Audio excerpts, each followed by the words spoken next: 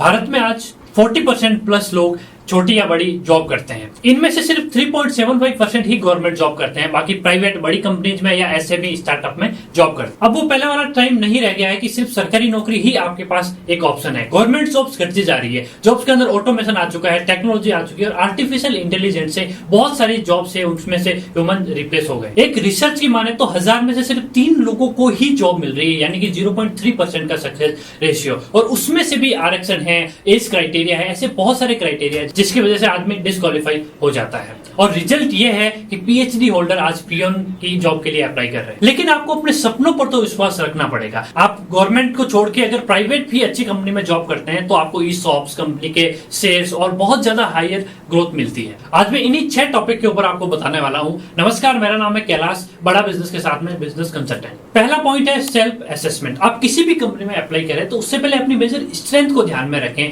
क्या आपकी वैल्यू है, क्या आप उस कंपनी के लिए वैल्यू ऐड करें। आपकी स्ट्रेंथ और आपकी स्किल्स वो मैच हो रही है या नहीं है। क्या आप सेल्स एंड मार्केटिंग बैकग्राउंड से हैं, आप फाइनेंस से हैं, आप accounts, operations, IT, technical field से हैं, ये आपको सबसे पहले डिसाइड करना पड़ेगा। उसके बाद में आपकी हार्ड स्किल्स, आपके पास में क्या सर्टिफिकेशन है, क्या आपकी डिग्री है, आपकी लैंग्वेज आपको क्या क्या आती है, वो आपको ध्यान में रखना पड़ेगा। हार्ड स्किल्स के बाद में आपको अपनी सॉफ्ट स्किल्स को स्ट्रॉन्ग करना पड़ेगा। आपकी कम्युनिकेशन स्किल्स कैसी है, आपका टीम मैनेजमेंट, आपकी लीडरशिप क्वालिटी, सेल्फ मोटिवेटेड आप कितना रहते हैं, आपकी डिसीजन मेकिंग एबिलिटी और आपकी पीपल स्किल्स कैसी है, ये मैटर करता है।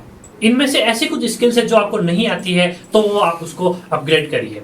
कहते हैं ना, मेहनत कर पड़ता है जी जान से तपना, तभी पूरा होता है एक अच्छी जॉब पाने का सपना।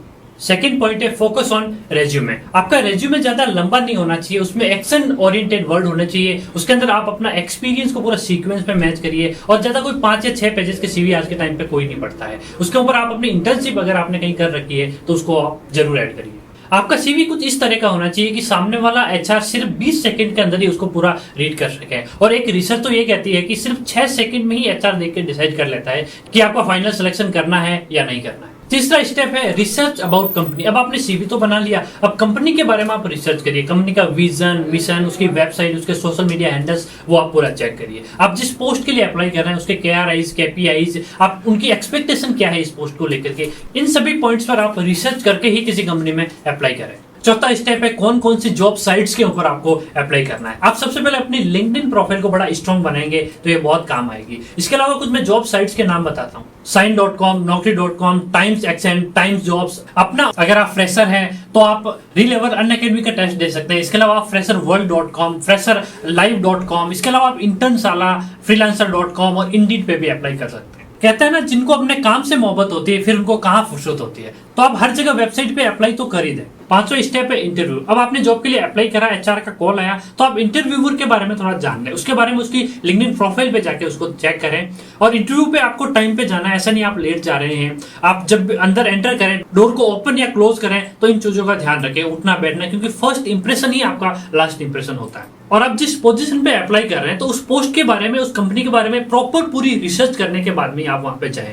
अब्राहम लिंकन कहते हैं कि अगर मुझे एक पेड़ को काटने के लिए 6 घंटे दिए जाए तो मैं सिर्फ 4 घंटे तो उसकी कुल्हाड़ी को ही धार दूंगा। इतनी आपको पहले प्रैक्टिस करके जाना है। कुछ लोग ये सोच लेते हैं कि यार क्या है, 10-15 मिनट का ही तो इंटरव्यू है, 4-5 सवाल पूछेंगे, मैं वापस आ जाऊंगा। नो, तो आप बहुत गलत कर रहे हैं और इसी वजह से शायद आप बार बार फेल भी हो रहे हैं जॉब पाने में। और इंटरव्यू में पूछे जाने वाले कुछ कॉमन क्वेश्चन के बारे में भी आप प्रिपेयर होके जाइए।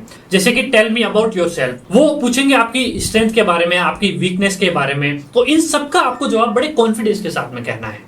मैं मेरा एग्जांपल बताता हूं। मैं एक बड़ी टेक कंपनी में जब इंटरव्यू देने गया, फर्स्ट टाइम गया, मेरा कॉन्फिडेंस बहुत कम था, एक्सपीरियंस मेरा वही था, मेरा नहीं हो पाया। सेकंड टाइम भी मेरा नहीं हो पाया, लेकिन थर्ड टाइम मैंने बड़े कॉन्फिडेंस के साथ में जब इंटरव्यू से बात करी और मेरा फाइनल उसमें सिलेक्शन भी हो गया। तो आपका कॉन्फिडेंस बहुत ज्यादा मैटर करता है। और इसके अलावा आपको इंटरव्यू के दौरान आस्क इंटेलिजेंट क्वेश्चन भी आपको उनसे पूछने हैं। ऐसा नहीं कि सिर्फ आप हाँ ना, यस नो, जी सर, हाँ सर, सिर्फ यही बोलते रहेंगे तो बात नहीं बनेगी। कहते हैं ना, एक समझदार आदमी के पास में उत्तर होता है लेकिन एक बुद्धिमान आदमी के पास में प्रश्न होता है। आप पूछिए कि आप मुझे क्यों हायर कर रहे हैं, जिस पोजीशन पे कर रहे हैं मैं क्या वैल्यू ऐड कर सकता हूं, आप मुझसे कौन सी प्रॉब्लम सॉल्व कराना चाहते हैं।